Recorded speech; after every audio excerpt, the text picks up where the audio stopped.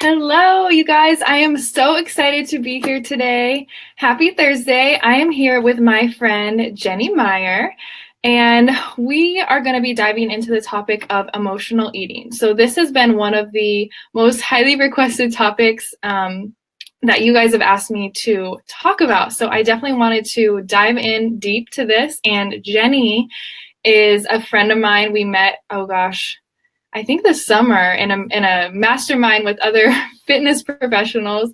And she has just been an amazing person to connect with because she has such a great background in this area. So just to tell you a little bit about her before we get started, Jenny is a certified personal trainer. She's a gym owner, and she's also a mom of 3 little girls.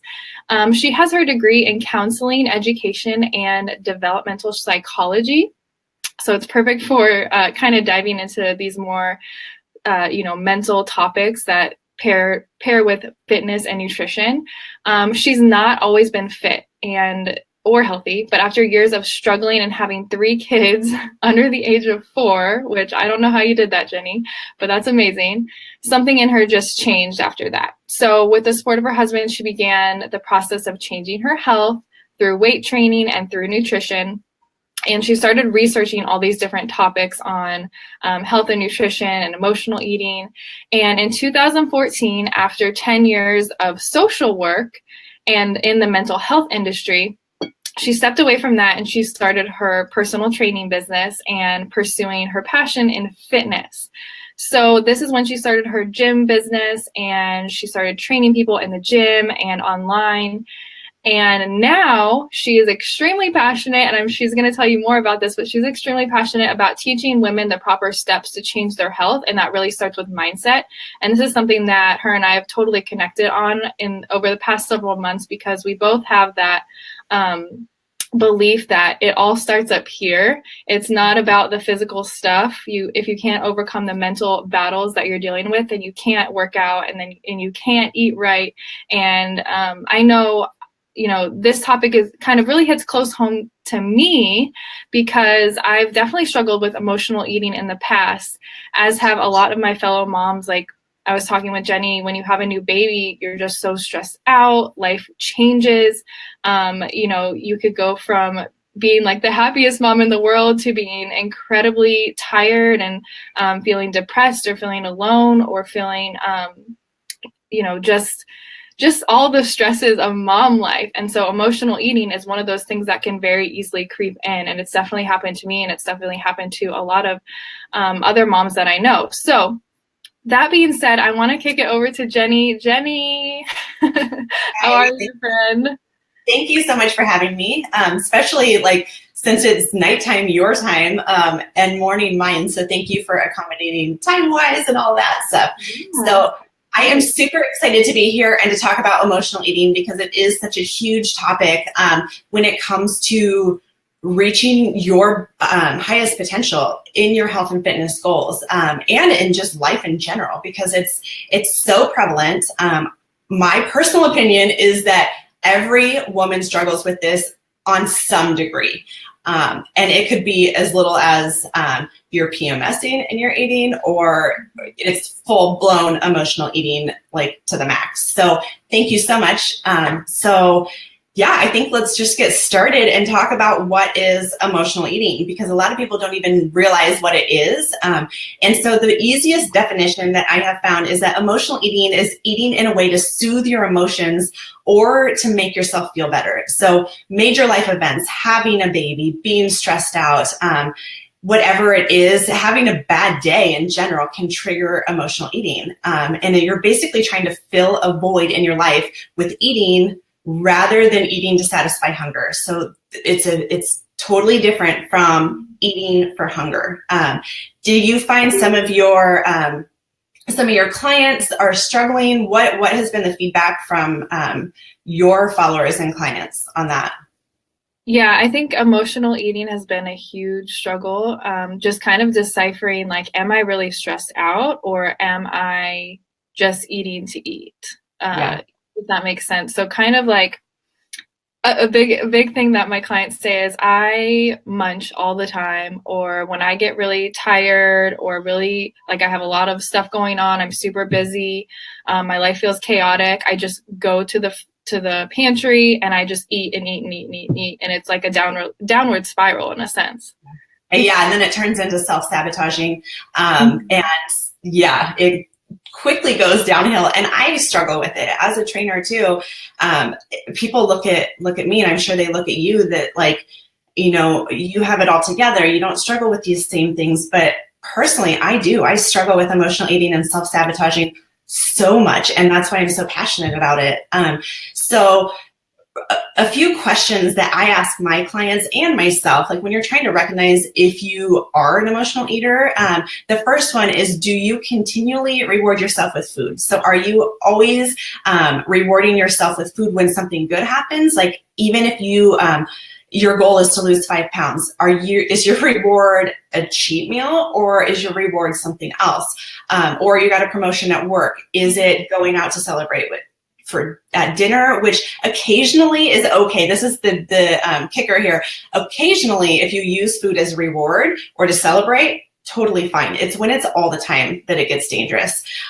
The second question is, do you eat more when you feel stressed? Which, yep, like I know I do, and a lot of people do. And do you eat when you are not hungry at all? So if you're stressed and you're eating, try to catch yourself if you can in that moment and ask yourself, are you hungry? Are you truly hungry? Or are you just eating just because? And if you are, it's probably because you are stressed and emotional eating. And another huge question is, do you feel out of control around food, or do you feel like food controls you? Do you have no control when it comes to food? Are you just eating whatever is there?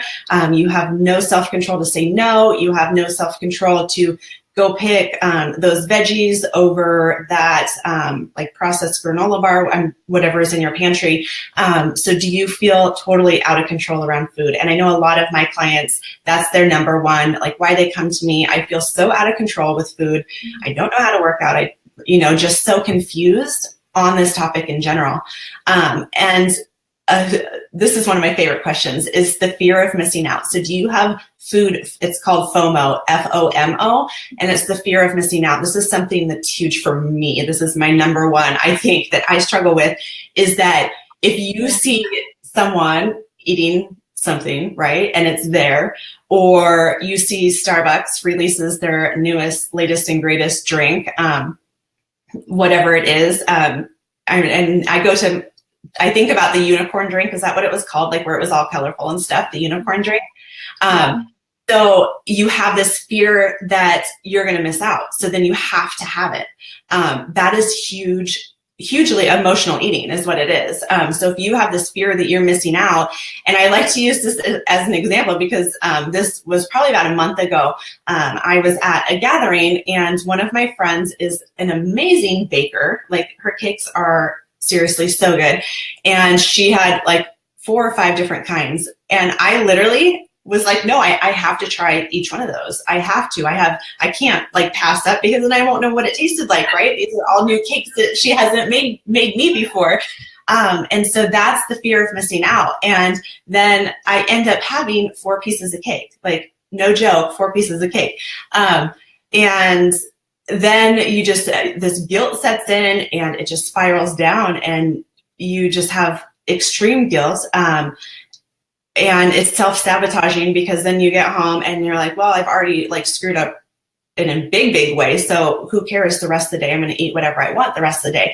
So that is a really big sign that you are an emotional eater, is the fear of missing out. And then do you have that extreme guilt after you eat something that you know that you shouldn't have, or you eat too much of something that you know you shouldn't have? Because I'm all about balance and finding balance. And if you have a cookie, stop at a cookie. But it's really hard. Like for me personally, I don't just stop at one. And so for me, I have to not have it in the house, because I struggle with that self-control of stopping at one. But do you have that extreme guilt? Like if after those 4 pieces of cake, I had extreme guilt that I ate like way more. If I would have had like one or like a bite of each one, no guilt at all, right? Like that's totally fine. But I really struggled with that guilt. So those are the questions that I like to ask myself and my clients. So I don't know, hopefully those will be helpful to your audience as well. I was just going to say, I like just going through those questions. I'm like, yep, done that. And I'm sure that's how so many of you that are watching probably feel too. And I know one thing that has helped, and Jenny's going to give us some awesome tips, but one thing that has helped some of the ladies that I've been working with is kind of just actually paying attention to what you're eating, as far as like tracking, keeping, kind of working it into the your macros, that type of thing, which you can use apps like MyFitnessPal to help with that. And that's what I use. But actually like paying attention to, okay, wow, this has like tons of, I'm going to put this into MyFitnessPal and it has like tons of trans fats and like nasty stuff in it that's really not good for me. Should I really be eating all of this? And so just kind of being mindful of like, okay, I can have 1 or 2, but if I eat this entire box, like number one, I'm going to be sick, and kind of realizing, all right, there is, in a sense, like a risk to your reward. And then just being able to see like what it's actually made up of and how it's going to affect your body beforehand. But Jenny, can you give us some more tips? If we've checked off all those things on your list, like, yes, I am definitely an emotional eater, it's something I struggle with, how can we overcome that now? Yeah, totally. And as far as macros go, following If It Fits Your Macros, especially this time of year, is huge. And it's so important to do because you want to allow for those things, right? You want to allow for treats here and there, but putting it and tracking it in MyFitnessPal and making sure it fits in your macros for the day is so important that you don't go totally overboard. But some tips on how to overcome it. If you did say yes to a lot of those questions, the first thing is to identify your stressors or triggers. So sit down, kind of look at your life in general and look, when do you start to emotionally eat? When do you start to kind of go down that path? What makes you do that? What makes you reach for those food? Is it situations? Is it places? Is it people? Certain types of stress? Because personally, I believe that it's not all stress for me personally. It's certain types of stress. Or are you stuffing or suppressing your emotions that you don't want to deal with? Are you bored? Do you feel empty? Do you feel lonely? Is it social influences? So are you out at a party, everyone's drinking or everyone's eating all this stuff and you feel like you have to? So is it peer pressure? So really try to identify that. And once you do, then you're more aware of it. So then you are better equipped to go into those situations in control and not out of control. So that's number one, is to identify the things that are your triggers for that. And the next one is to get a support system in place. And this is huge. This support system could be a friend that you text when you're feeling stressed out. It could be a trainer. It could be an online community. It could be your husband. Whatever it is, have someone that you can just reach out to before going down that spiral. Send a text to, I have a couple of good friends of mine where I do that. I'll send a text like, oh my goodness, like super stressful day or whatever happened, such and such happened today. And this cookie is like staring at me and I don't want to go down that path, but I don't have control, or something like that, or use a code word. But having a support system is huge. And friends, trainers, online community are my top 3. Sometimes family, yes. Sometimes family is too close to the situation. So that's why I tend to go more so to friends. Totally. My husband was kind of my accountability partner for a while. And I would say something like, oh, I really shouldn't eat these cookies. He'd be like, okay, don't eat them. But I'm like, I don't want to listen to you. I'm going to eat them anyway. Oh yeah. Oh, I don't use my husband like every once in a while, but then I will fail and I will eat everything in sight. And then I complain afterwards to him and he's like, I don't want to hear it. Like, I have no sympathy for you. So yeah, I've long gone with him being my accountability partner. So the next thing is that I like to do is when you feel that stress coming on is basically try to turn the table on it. So turn it into a fun or relaxing situation. So turn on your favorite song. So it's basically distracting yourself when you feel that need to eat and you're stressed out, whatever it is. So turn the tables on it, be aware of what's going on, turn on your favorite song, sing, dance around your house, whatever it is, or turn on a movie, go get in the bathtub, remove yourself from the temptation. So that's a huge thing that you can do. But it's first, like I said, first you have to identify your trigger to then be able to turn the table on it. So I want to give just a few things of identifying your emotional hunger versus physical hunger. The biggest thing with emotional hunger is that it comes on suddenly. All of a sudden you're like, I need to eat. Whereas physical hunger is gradual. Like you'll recognize, oh, I'm hungry, and then it will gradually increase until you're starving. But just really be aware that emotional hunger is sudden. So sometimes it'll catch you off guard. So it's really hard to catch it and turn the table on it. But practice makes perfect. That's my biggest tip. Eat to fuel your body, because if you're getting the right nutrients, you're not going to crave that junk. And just keep yourself busy, especially if you're a bored eater. Remove yourself from the temptation. So that's the biggest tips that I can give as far as overcoming it. Number one is being aware. So. Yes, I totally agree. Being aware, I was just thinking about today, I actually had a situation. I finally realized like what my personal trigger is for emotional eating.